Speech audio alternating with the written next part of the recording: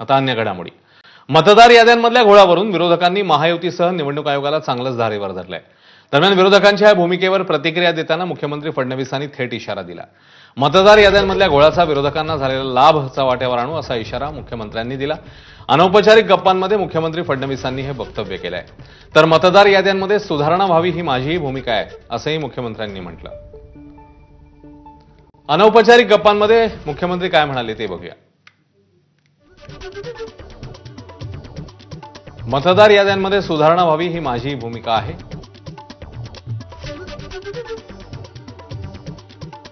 विरोधक मतदार याद्यांबाबत जो कांगावा करतायत तो मात्र निरर्थक आहे.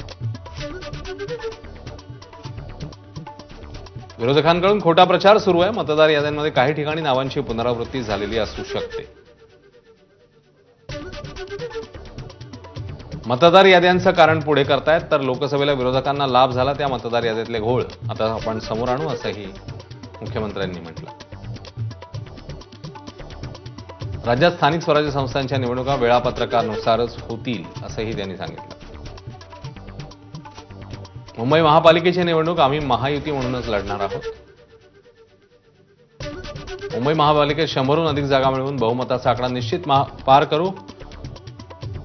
हा महापौर महायुतीचाच असेल असंही म्हणतायत मुख्यमंत्री. नवी मुंबई, पुणे, पिंपरी चिंचवड महापालिकेत स्वतंत्र निवडणूक लढवू असंही त्यांनी म्हटलं.